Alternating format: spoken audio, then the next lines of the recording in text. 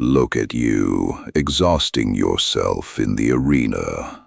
You charge headlong into conflicts, defending your fragile ego, bleeding your resources, and swinging wildly at enemies who are entirely too eager to drag you down to their level.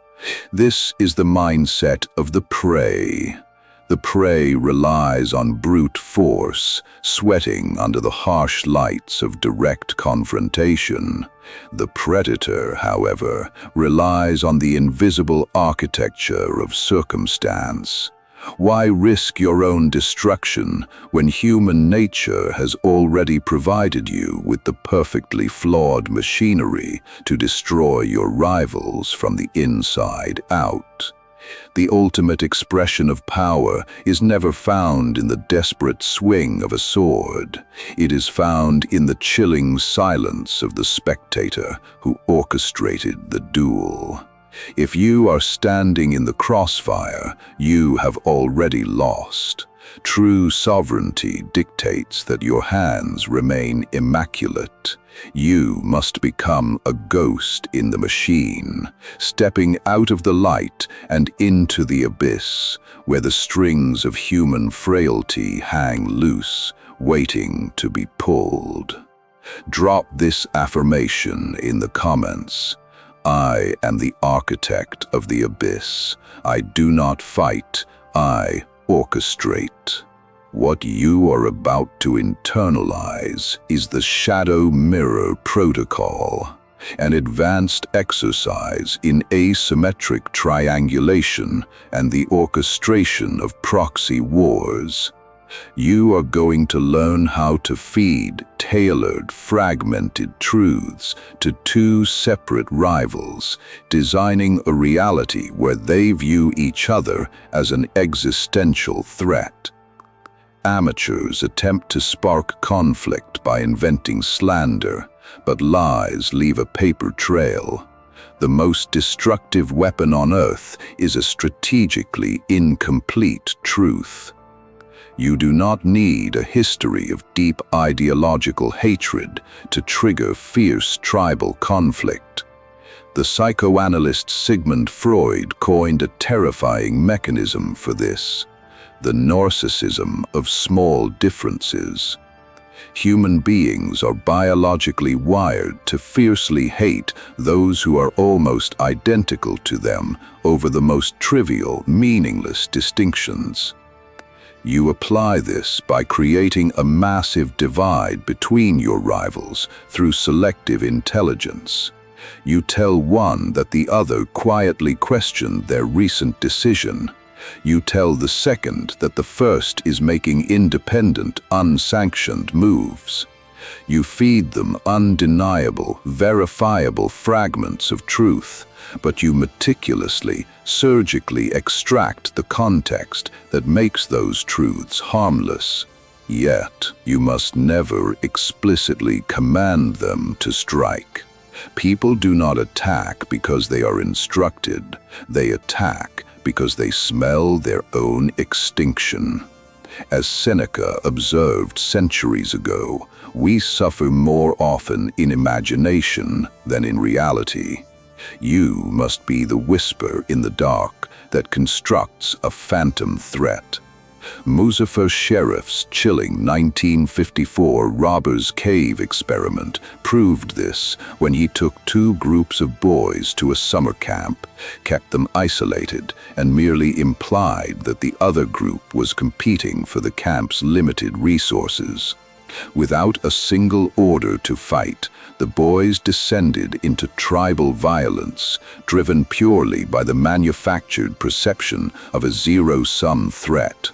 You plant the seed that a preemptive strike is their only defense, and as their paranoia mounts, you rely on Dolph Zillman's Excitation Transfer Theory, a terrifying psychological mechanism where the physiological arousal generated by fear and stress doesn't simply dissipate, it violently transfers into blinding, unhinged aggression directed at their new enemy. As they finally cross the threshold into open proxy war, your sole directive is to let them bleed. Sovereignty is rarely won by the strongest, it is collected by the most patient. In 1998, Roy Baumeister's groundbreaking study on ego depletion proved that human willpower, emotional regulation, and cognitive defense are fiercely finite resources. As your rivals fight, their cognitive reserves evaporate. They lose sleep, their performance plummets, and their emotional walls crumble into dust. You remain completely detached, observing from the shadows as their minds hemorrhage. While they exhaust themselves, you seamlessly step into the void to claim the ultimate position of leverage, the benevolent arbiter.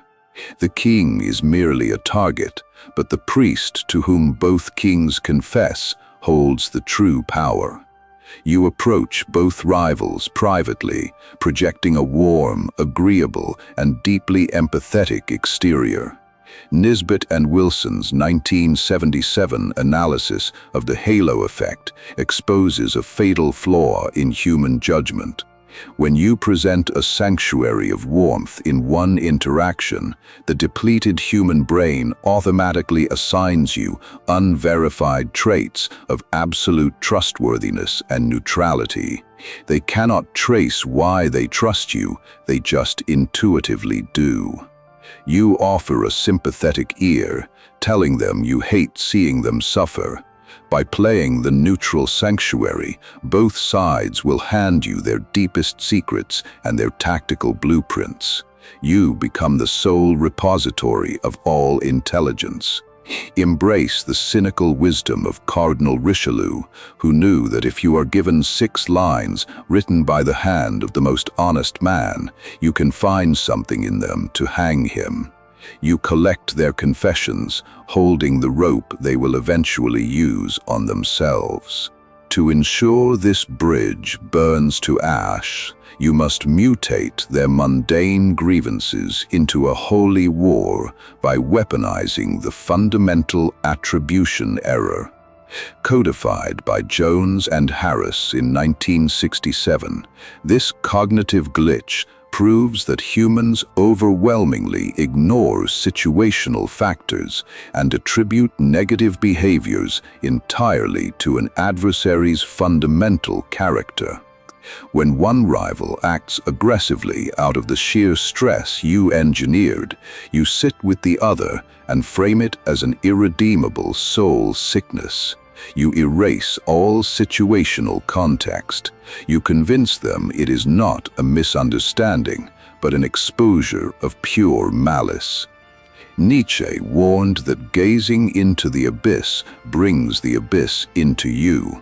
Your task is to ensure they stare so deeply into the engineered darkness of their rivalry that they see nothing but monsters. Forgiveness permanently vanishes from the table. But a war without a prize eventually fizzles into apathy of passive aggression. To escalate this protocol to its terminal phase, you must manufacture scarcity. In 1975, psychologists Warchill, Lee, and Adiwole conducted the cookie jar experiment, proving that when a resource is perceived as limited, its subjective value skyrockets and primal aggressive competition is unlocked. You must introduce a scarce resource into the arena, the exclusive favor of a superior, the singular loyalty of a social circle, or an ultimate reputational crown. As the philosopher Arthur Schopenhauer noted, all life is essentially a struggle for existence. You merely restrict their oxygen. You incept the terrifying reality that the board only has room for one survivor. By manufacturing this artificial scarcity, you trigger their primal need for absolute victory, guaranteeing they leave absolutely nothing in the tank. This brings us to the zenith of the protocol, the final surrender of their sovereignty. Stanley Milgram's 1974 agency theory, derived from his harrowing obedience experiments, postulated that extreme stress and chaos force humans to abandon their autonomous state. They shatter, desperately seeking an authority figure to surrender to, entering an agentic state where they blindly follow direction to absolve themselves of the psychological agony of choice. This is your endgame. The rivals are financially, socially, and emotionally annihilated. They are completely ego-depleted, viewing each other as irredeemable demons, fighting a zero-sum war over a prize you fabricated. At the precise moment of maximum chaos, you drop the mask of the passive friend and step in as the cold, definitive authority. You offer them the one thing they crave more than victory, a resolution. Because their minds are broken by the stress of the invisible war you designed, they will accept your terms without question. You enact a psychological panopticon, a concept birthed by Michel Foucault, where you become the unseen watcher, the central tower dictating their every move while they remain isolated in their cells. You inherit their resources, their networks, and their total submission, consolidating your power before they ever have the clarity to compare notes and realize who built the chessboard. The shadow mirror protocol requires a sociopathic level of emotional control and the terrifying patience of a true predator. While the masses are busy screaming in the dirt, bleating over trivialities, and fighting for scraps of validation, you are operating on a frequency they cannot even perceive. You turn human psychology into a self-destruct mechanism. When the smoke finally clears, the prey will look up from the ruins of their own making and realize they did not fight a war for their honor. They fought a proxy war for your ascension. Drop this final affirmation. I do not fear the abyss. I am the architect of its shadows. I pull the strings. I reap the crowns, and my hands remain flawlessly clean.